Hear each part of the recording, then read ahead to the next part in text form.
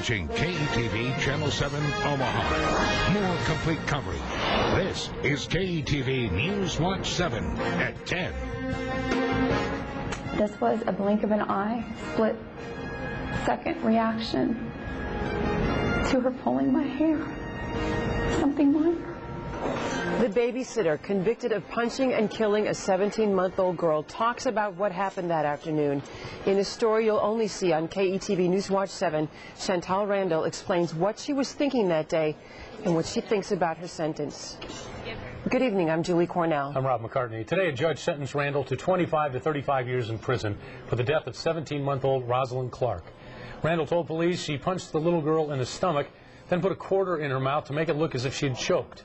Rosalyn, who was called Rosie, suffered a ruptured liver and internal bleeding. Tonight, for the first time, Randall's talking about why she didn't call 911 and what led up to Rosie's death. KETV News Watch 7's Brandy Peterson has our story.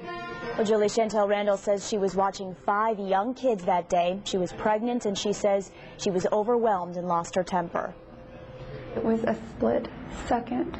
It was a split, horrible second. 1 second that will cost Chantall Randall at least 11 more years in jail. Rosie, I think, was wanting my attention. She reached out and pulled my hair, standing kind of from beside me, and I struck her.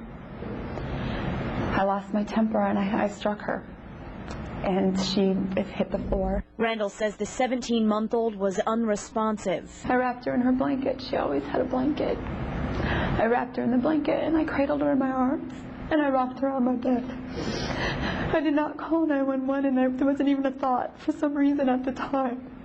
All I could think of to do was to hold this child and to comfort this child. The little girl's parents did not want to talk after Randall's sentencing, but by phone, Kevin Clarke said if she snapped, call 911. She was able to put her in the car seat, able to drive her.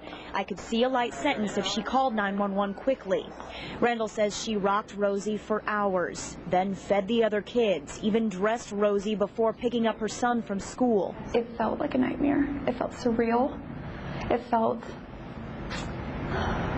The only thing I knew, the only thing I could think of was my routine, and picked up my son from middle school with a dead child in my van. Randall says as she pulled up to a relative's house in Bellevue 4 hours after Rosie's initial injuries, it finally hit her what was going on, what she was doing. There was a quarter laying on the floor of my van.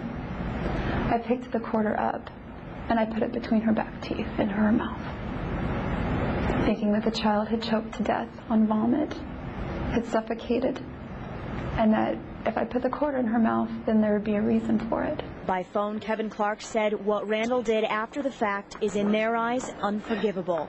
He wanted Randall to get a life sentence for Rosie's death and says he's disappointed with 25 to 35 years. Even Randall says she has mixed feelings. I get to go home. I get to go home. Rosie doesn't go home. Chantall Randall has 7 biological children and 1 stepchild. Randall says that family members will take care of them. And the judge took several letters into account at sentencing. Julie, that's right, written on Randall's behalf. She tells us she's completed courses in jail like anger management, parenting, even courses in Christianity, and some of them she's taken multiple times. All right. Thank you, Brandy. You're welcome.